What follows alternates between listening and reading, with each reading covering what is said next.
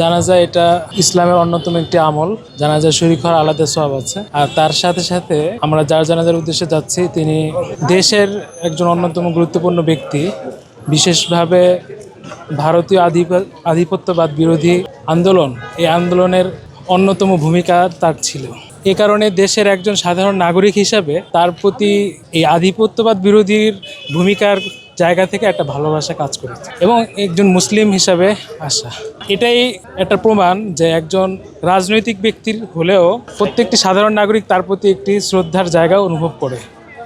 তো সব মিলিয়ে আলহামদুলিল্লাহ ভালোই লাগছে। আমি মিরপুর থেকে এসেছি, কিন্তু মনে হচ্ছে যেন সারা মানুষ যেন ঢাকার পথে অগ্রসর হচ্ছে। আমাদের প্রজন্মের একজন অন্যতম ব্যক্তিত্ব হিসাবে তার জানাজা অংশগ্রহণ করা এটা অনেক বড় পাওনা হয়ে থাকবে।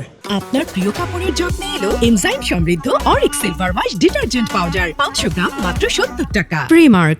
তা উনি আপসীর নেত্রী, ওনাকে আমার বিএনপির তরফ থেকে, আমার ব্যক্তিগত তরফ থেকে এবং বাংলাদেশের পক্ষ থেকে উনার দ্বিতীয় আর কেউ হবে না। তা আজকে শেষ দিনে উনি আসবো না এটা হয় না আসলে। মানে আমি ওনার সাথে এত স্মৃতি আছে, আমি ভাষায় বোঝাতে পারবো না। আমার বয়স যখন 17 বছর তখন আমি প্রথম জিএস হই, তখনের ছবিও আছে আমার মোবাইলে। আমি জীবনে ওনার কাছ থেকে আসলে অনেক পেয়েছি যা ভোলার না। মানে ওনার আদর্শ নীতি এই দেশে আর দ্বিতীয় ওনার অভাব কেউ পূরণ করতে পারবে। সেই 91-90 থেকে উনি যে পাশে বসে ওনার সাথে খাইছি, আমার পাতে খাবার নাই, ইশারা দিয়ে বলছে যে আপনি ওইদিকে দেন। এই স্মৃতি এখনো ভুলার না। ওনাকে প্রত্যেক বছর ওনার জন্মদিনে আসছি গেছি। আমি জামালপুর জেলা মহিলা দলের সাংগঠনিক সম্পাদিকা ছিলাম, কলেজে মহিলা বিষয়ক সম্পাদিকা ছিলাম।